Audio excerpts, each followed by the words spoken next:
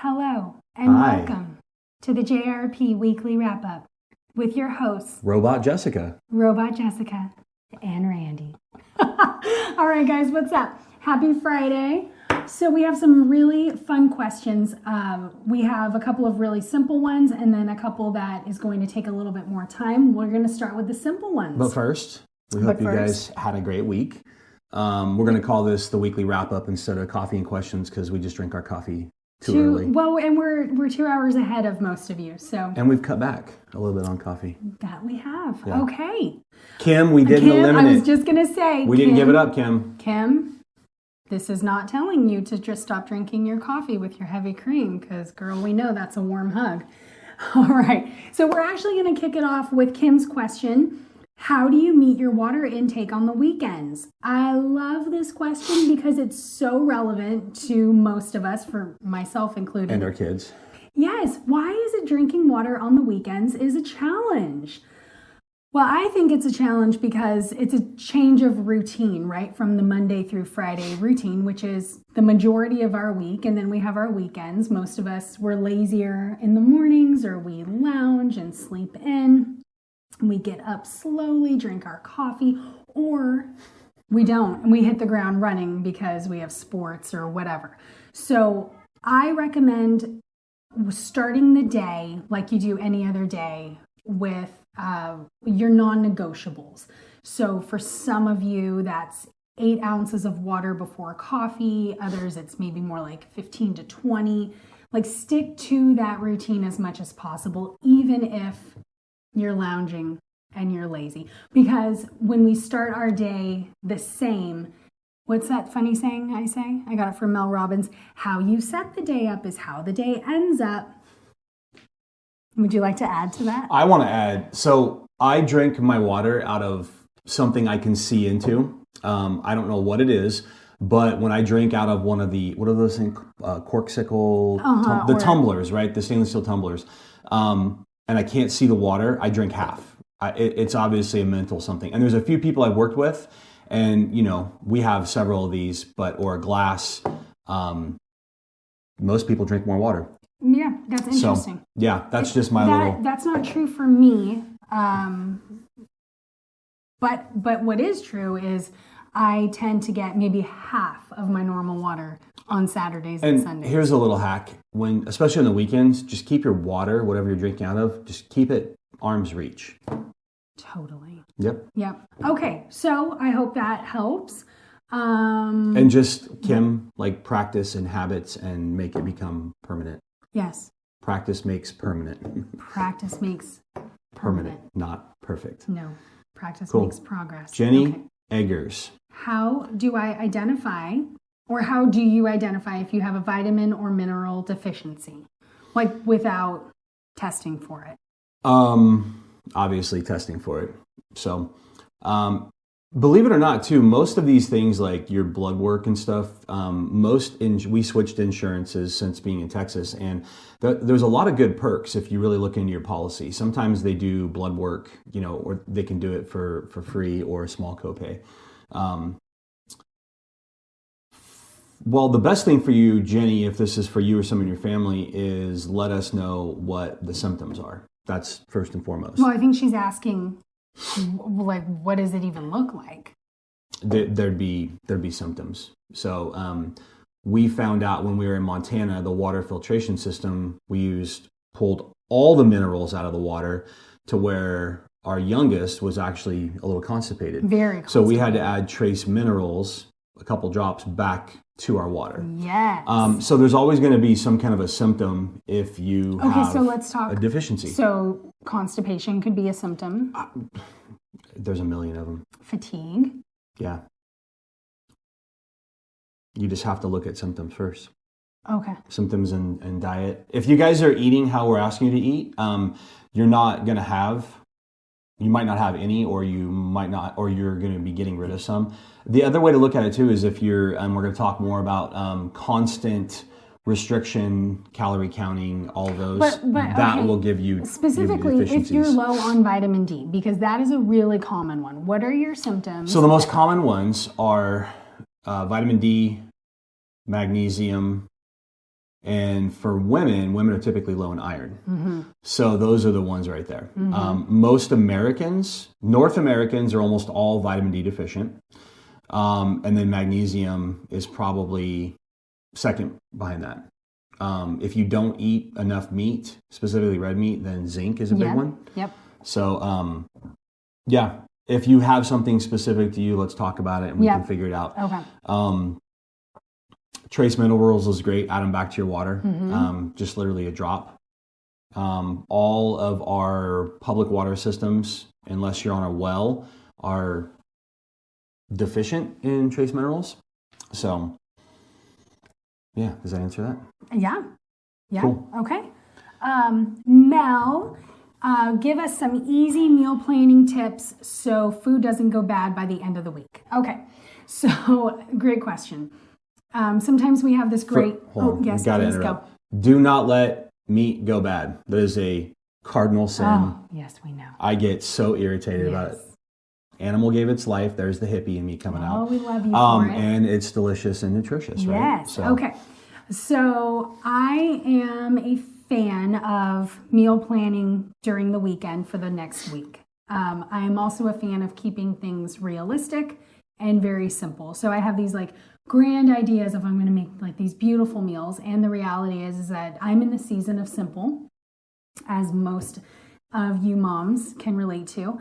So I look at like, okay, what are the foods that my family can eat sometimes up to 3 times a week and not get burnt out on? And for us, that is tacos, taco bowls, and smash burgers. So lots of ground beef.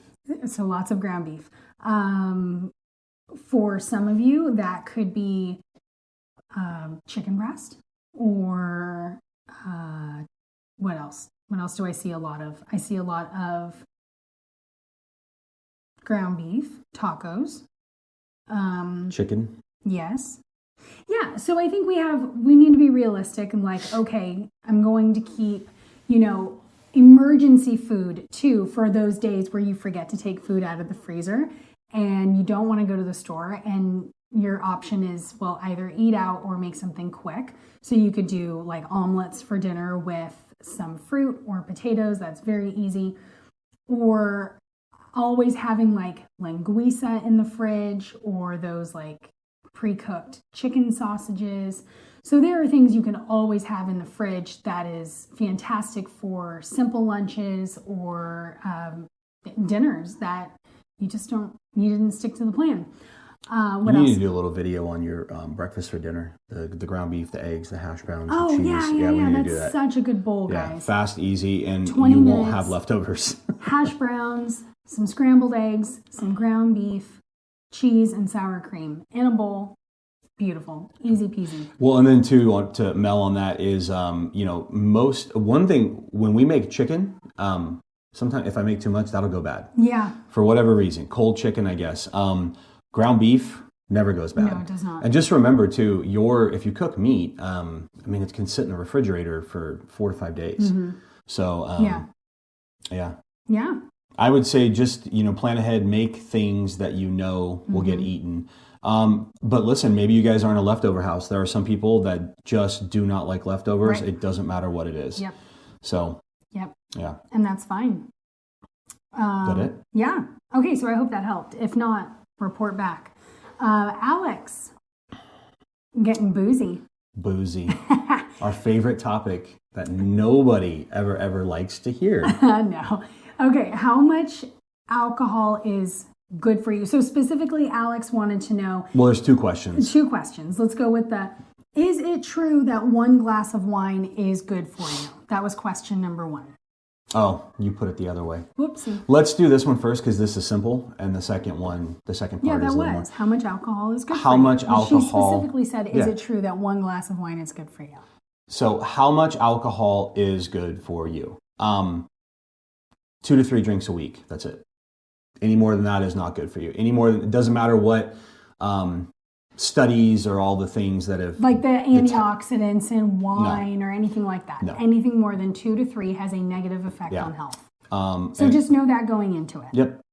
And it depends on, that means 2 to 3 servings, which is if you're having a mixed drink, that's like 3 shots in a week. If you're having a wine, what's a glass of wine? I think 4 ounces. Yeah. Just when we had the studio brought a wine bottle and a wine glass and actually measured out and showed what 2 to 3 ounces was. And these women were a little shocked, right? Well, yeah. I mean, it's a little sad. So if you go out to get Mexican food, they like to make margaritas in the size of a punch bowl. That's probably, 3 to 4 servings right there in one, even though they're delicious. So good. So that's the simple part of that. The other one is try not to have alcohol within 3 to 4 hours before bed. Yeah. And again, this is all hard science now. It's not really debated. How we got here was alcohol companies paying for studies and saying, "Oh, alcohol is great for you." A lot of epidemiology studies that they do in Europe, the French, the Italians, the Portuguese, wine. Their alcohol is not our alcohol. So their alcohol is better. The Blue Zone studies, almost every single one of those cultures they looked at, they all drink alcohol. Typically, they're making their own alcohol. So they're not going to the store and buying it. So. Okay. So not too many of us are going to go make our own wine. No. So if you're a wino, then look at, not having more than 2 to 3 glasses a week? 2 to 3 servings in a week. Servings. Which is, okay. I think, 3 ounces. Okay. All right. Now, Alex's next question was, wine versus beer versus spirits. Well, to answer her first question, so Yes. if you're having a glass of wine every night, that's not healthy. Okay. Yeah, no 2 ways around it. Okay. Now, if we want to figure out what is the best type of alcohol, spirits are, the more things have been, this is the only time when we talk about ultra processed foods. They're good. The more an alcohol has been processed, the more times it's been distilled, it's removing impurities. So vodkas actually kind of go to the top. They're distilled quite a few times. That's also, you'll get, your hangovers typically won't be as bad, which is why your wine and your champagne will be your worst hangovers.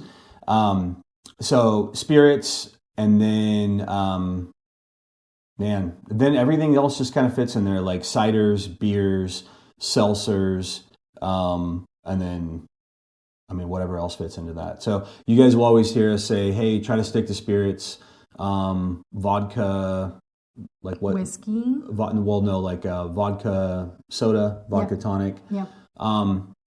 The sugars in the alcohol too is what makes the hangovers really, really bad. So a lot of times too, it's the mixed drink. If I want a drink, I'll have a little bit of Diet Coke and whiskey, or we'll do whiskey mules, but we do it with diet ginger beer. Mm-hmm. So yeah. Okay. So if you had to pick between a wine, a beer, or a mixed drink, if you want to Spirits. be the cleanest, then spirits, and then wine, and then beer. Yep. Okay. And a lot of you that have went on vacations and actually stuck to that, the feedback is you didn't really have hangovers. You weren't really achy. Yeah. What's the bloated term that women typically use? Bloated. Bloated. There's funny.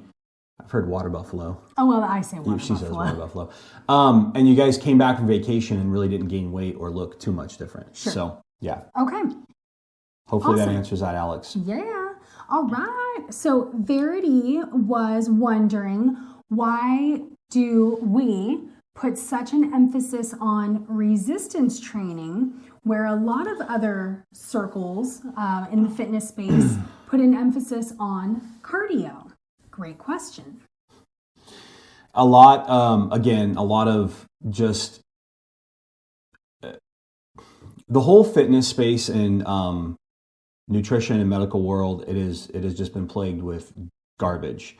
Finally, people are starting to wake up. Real science is coming out. Studies that happened a long time ago that were great people are talking about them again. So a lot of it had to do with the tennis shoe industry. They promoted running. They all made running shoes, right? Run. Running clubs, marathons.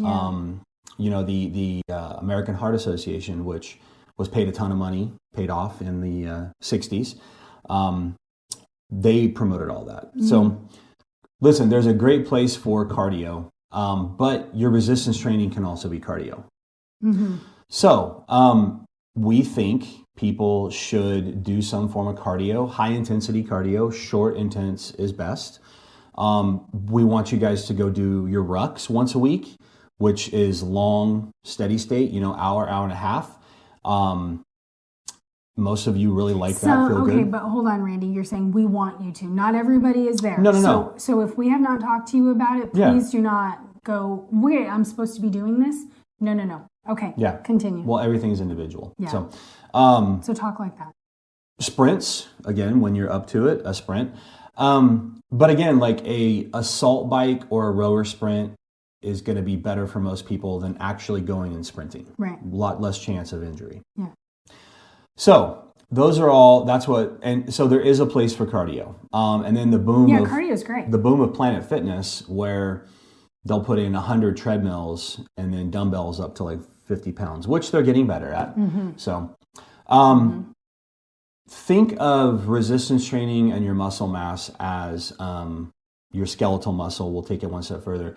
Is literally like an armor on your body. It's the largest organ in your body. It's also the one that deteriorates. Even if you're doing everything right, Mother Nature just kills us very slowly. Yeah. Your muscle mass, your skeletal muscle shrinks. Yeah. So it's anti-aging. Yes. So I'll go through the bullet points. And I know we all love anti-aging. I'll go through the bullet points. Close that. Yes, you can. Thank you. Sorry. Yep. Sorry. Parenthood. Gremlins. I love my gremlins. So yes, we just lose muscle mass over time. Just like, and muscle mass and bone density are also connected. So your muscle mass and your metabolic rate. So metabolism, right? Again, there's a few of these people that talk around the pro-metabolic diet. Everybody's an expert on metabolism. Most of them don't know their ass from a hole in the ground.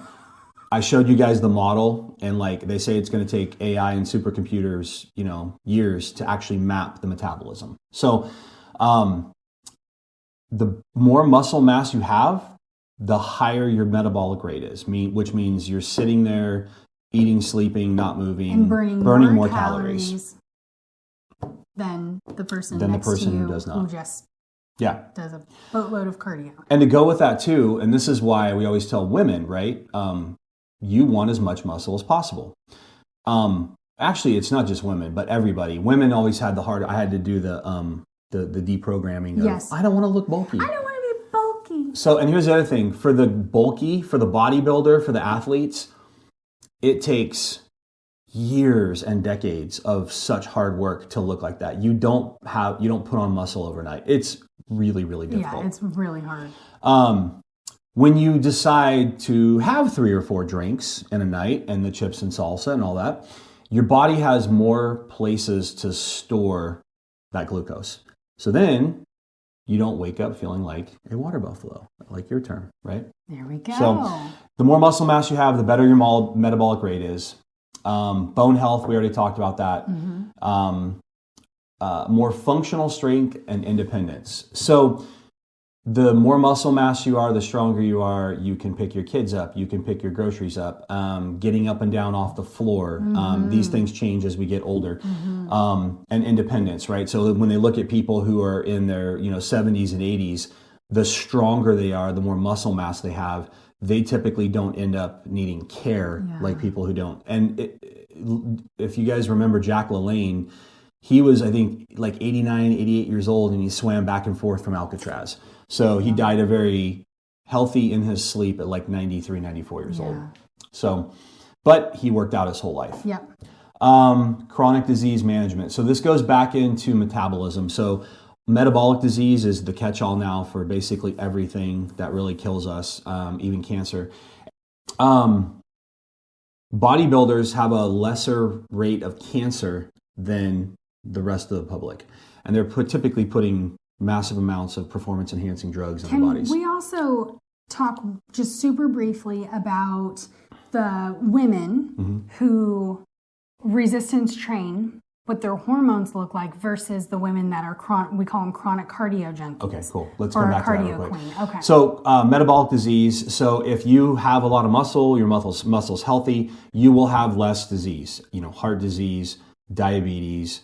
They're finding out the American population is not over fat. We're typically under muscled. And when you have under muscle, you have more metabolic disease. I also love the way that reframe is, because you hear all the time. Positive. Obesity rates are sky high. Yeah. Oh, everybody's fat. And it's like, well, actually, everybody just needs to put on some muscle. So let's focus on that. Yeah.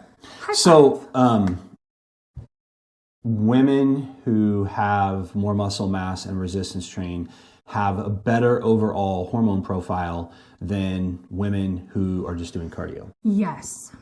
Okay, and let me give you guys a little visual, and you'll all know what I'm saying. Okay, so let's look at the chronic runner woman who is in her mid to late 40s. She has a pretty stressful job, and no matter what she does, no matter how many miles she runs, she can't get rid of the spare tire. She's got the cortisol belly, versus the woman who maybe has the same job, who puts her focus on resistance training. She typically has more of a, what's the word I'm thinking of? Well, she has less body fat around her midsection, but she's proportioned. I did a little post on it not too long ago, what a marathon runner looks like and what a sprinter looks like. Yeah. And most people would like to look like the sprinter. Right. Distance runners don't look healthy.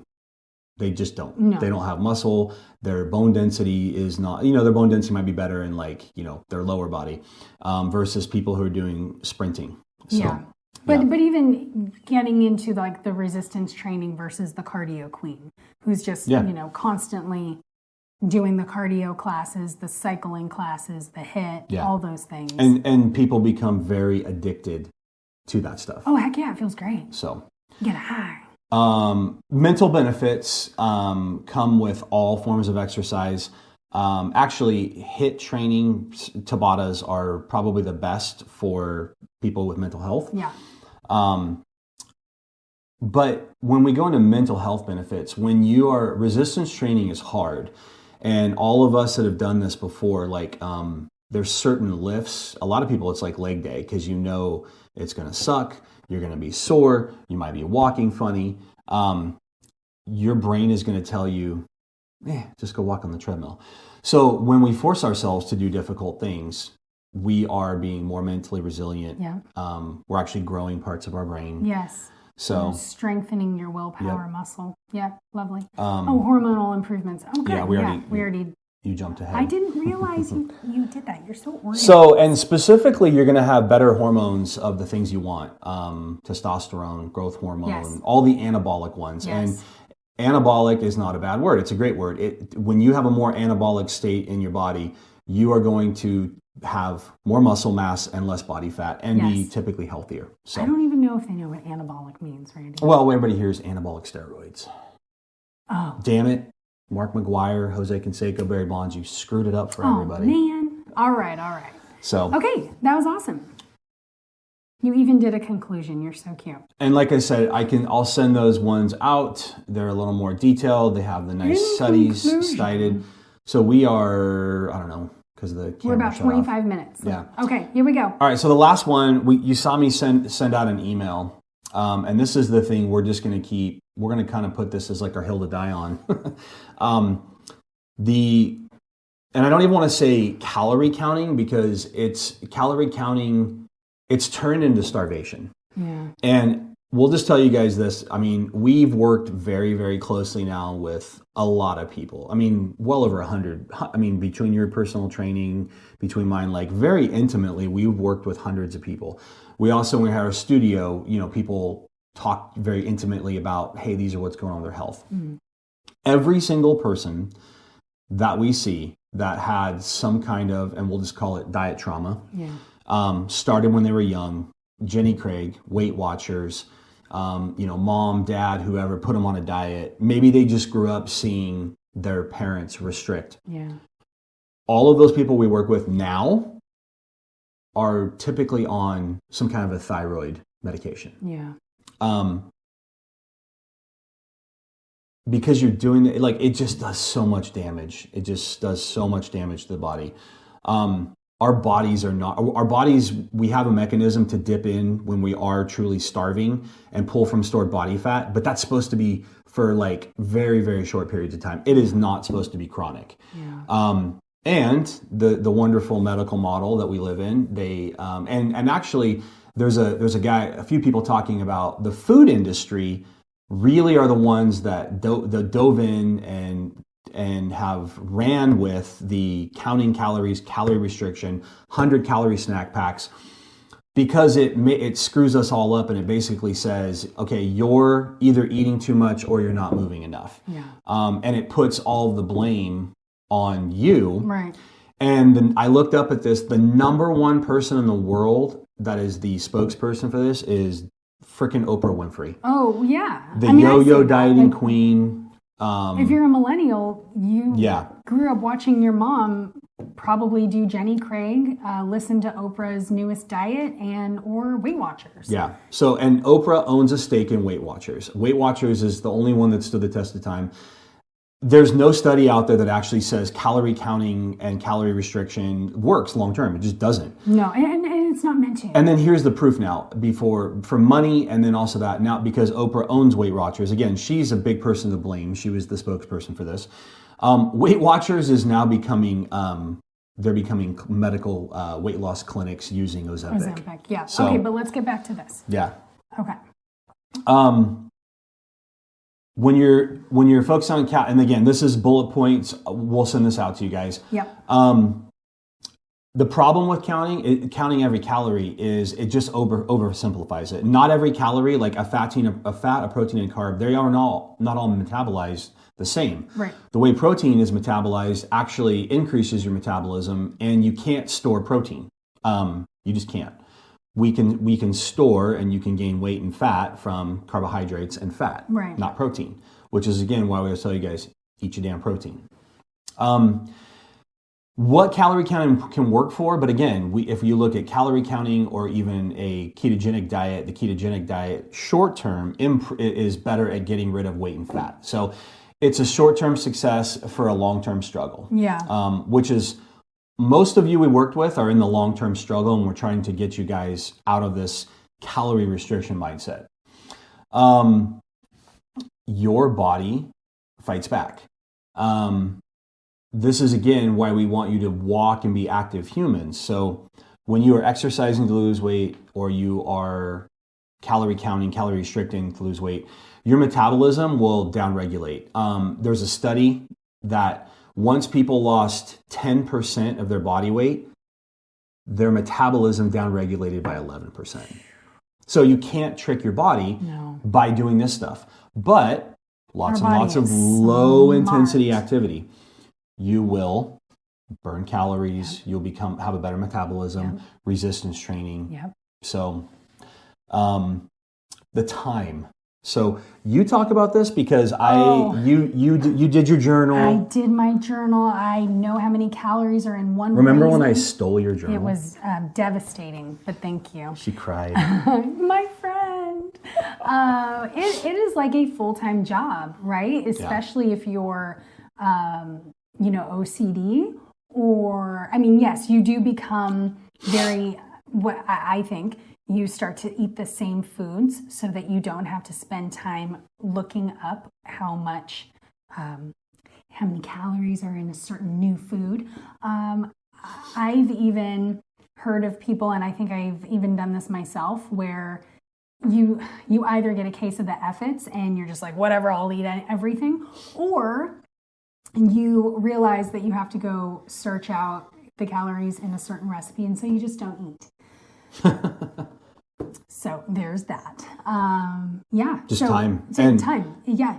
About everybody we work with does not have time for this nonsense. I don't think anybody in the modern era does. I just want to also remove the programming of, in order to lose weight, you have to log your calories and your macros and all that. Like, remove all of that and really just look at it. Like, is that normal?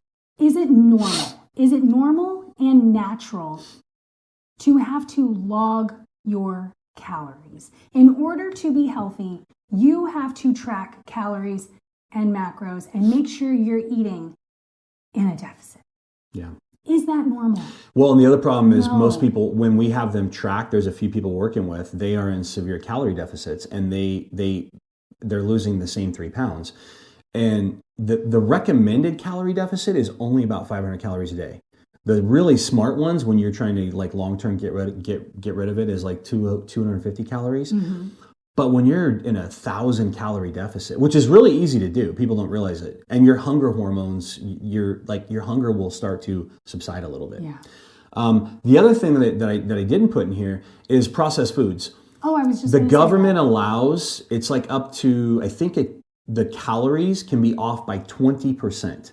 So you think about 20%, 2,000 calories a day, that's a pretty big number. It is. And that's really on processed foods. I mean, broccoli's broccoli, fruit's fruit, meat's meat. When I gave up counting calories and I just really focused on eating whole foods, nutrient-dense foods, a lot of protein, I actually lost more body fat than what I did when I was hyper-focused on my 1,350 calorie diet, man. And I was failing if I went over that. Yeah. So you don't have time to do that. The other problem is when you're doing that because of all of the work that's going into it, and it actually, calorie counting is disordered eating. It's orthorexia. They want to tell you it's not. But so, there's plenty of... It's not natural. There's plenty of psychologists that are working with people with orthorexia now. So you're only focusing on one real behavior, which is just this obsessive calorie counting. You're not looking at all the other different things you need to be doing, right?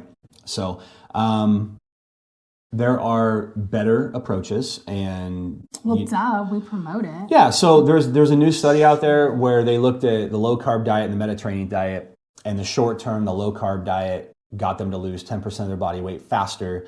Long term, the Mediterranean diet outperformed. Yeah, so less restriction. Less restriction. So a low carb Mediterranean diet might be great long term. With an emphasis on eating your protein, your red meat. People don't realize this. In the Mediterranean diet, they still eat a ton of pork. They eat goat. They eat lamb. They do eat some beef. And they eat a ton of seafood. So they eat lots and lots of meat. Mm-hmm.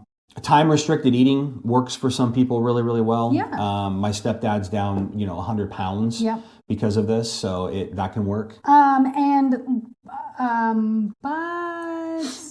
don't just go and take that and then be like, that's it. No. I'm in now a window. No, please talk to us first. Yeah, you guys don't, when you go rogue on things. You don't do anything rogue, okay? Yeah, but when you do, we have uncomfortable conversations. So don't go rogue. Lifestyle changes. Again, you're focused on calories. You're putting all your effort in one thing. You're not thinking about getting good sleep, eating nutrient-dense foods, going for walks every day, getting sunlight, all of the things that, we're telling you guys. Even just your nutrition. If you're only focused on calories, you're probably not eating enough protein. Yeah. And it's just, it kind of just goes on you're putting in one focus. So the losing weight, losing body fat, being healthier overall, it's very multifaceted. So most people don't need to worry about calories for a long period of time.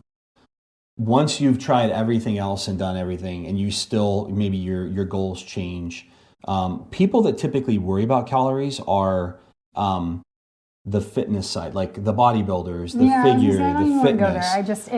It triggers. Even athletes, most athletes don't worry about calories. They're just worrying about eating enough. So yeah.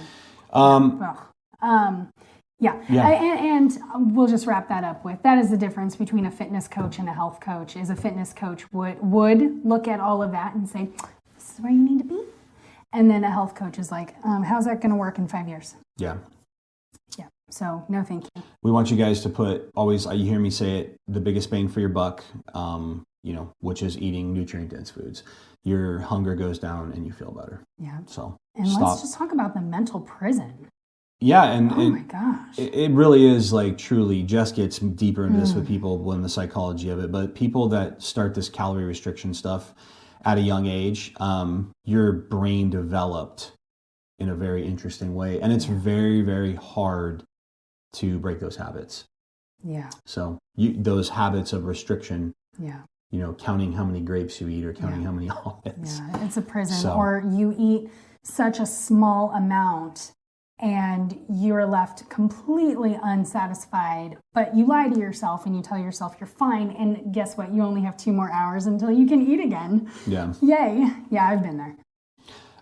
There was another question on here that somebody asked it, but it's a very long technical one, so we didn't cover it. We'll cover it next week or individually. So we'll upload this to YouTube. Woohoo! And it'll just work better than the way we did it last time. So All right. All right. Okay. We'll see you guys again Have in a great a week. weekend.